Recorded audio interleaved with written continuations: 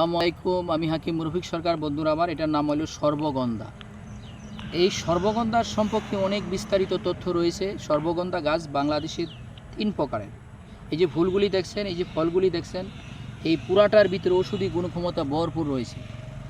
এই সর্বগন্ধা গাছটার কী গুণক্ষমতা রয়েছে আমি একটা করে যে বলতে যাই, এক ভিডিও শেষ হবে না। তবে ভিডিওটা যারা আমার ইউটিউব চ্যানেলে দেখছেন, দয়া করে মেহরবানি করে একটু সাবস্ক্রাইব করে দিবেন, যাতে আপনি দেখার মাধ্যমে আরেক ভাই জানতে পারে, শিখতে পারে, বুঝতে পারে, আপনি সবের বাগি হতে পারেন, আমি হতে পারি। তাই ভিডিওটা সাবস্ক্রাইব করে দিবেন। এই দেখেন, এখন এটা কেমনে খাবেন, কী রোগের জন্য এটা আমি বলে দিই। এই সর্বগন্ধা গাছ সাপ বেজি, যখন সাপ বেজি জঙ্গলে থাকে, এই সাপ বেজির মানুষ বলে থাকে সাপ বেজির সম্পর্ক। এই সাপ বেজি যখন মারামারি করতে করতে করতে করতে সাপ যখন বেজিকে চুবল দেয়, এই বেজি করে কি জঙ্গলে চলে যায়, যাওয়ার পরে সর্বগন্ধা গাছ চলে যায়। এই গাছ থেকে যখন ফল খায় বা ফুল খায়, তার বিষটা পানি হয়ে যায়। এবার দেখেন, আপনি কি খাবো? সাপ যদি ফল খায় এবং বিষ খায়, তাহলে আমি কি খাবো?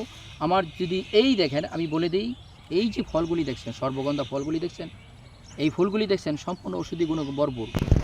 যাদের যৌন গোপন সমস্যা রয়েছে, এই দেখেন, এই ভিতরে বিচি রয়েছে। দেখেন, এই যে ফলগুলি পাকলে এর ভিতরে বিচি বাইর হয়। দেখেন, এই কালো কালো বিচি বাইর হয়। এই বীজগুলি আপনি খাঁটি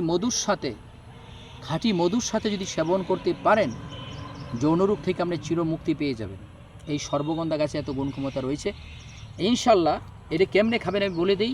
আমি আবারও বলছি, আমার ভিডিওটা যারা দেখছেন একটু সাবস্ক্রাইব করে দিবেন, যাতে আপনার শেয়ার দেখার মাধ্যমে আরেকবার দেখতে পারে, জানতে পারে, বুঝতে পারে, তার উপকার পায়। এখানে তো আমি টাকা পয়সা নিচ্ছি না। এই জন্য বলে দিই, সর্বগন্ধা গাছটার গুণক্ষমতা রয়েছে অনেক গুণক্ষমতা। এই বীজগুলি আপনি 100 গ্রাম পরে 100 গ্রাম থেকে আধা কেজি পরিমাণ সংগ্রহ করবেন। তারপরে কী করবেন? এমনি খাবেন না, এটা কিন্তু ভিতরে বিষ রয়েছে। আধা কেজি থেকে 100 গ্রাম পরিমাণ বীজ সংগ্রহ করে এটা গরম পানির মধ্যে সিদ্ধ করে জাল করে নেবেন। তারপরে পানিটা ফেলে দেবেন, বিষটা রোদ্রে শুকাবেন। এরপরে গুঁড়া করে নেবেন। খাঁটি মধুর সাথে যদি সেবন করতে পারেন, যৌনরোগ থেকে ইনশাল্লাহ মুক্ত পাবেন তো পাবেনই, আরও অন্য রোগ থেকে আপনি ইনশাল্লাহ ভালো হবেন। খেয়ে দেখবেন, বাকিটা বিস্তারিত কমেন্টে জানাবেন। এই বলে শেষ করছি। আসসালামু আলাইকুম ওয়া রাহমাতুল্লাহি ওয়া বারাকাতুহু।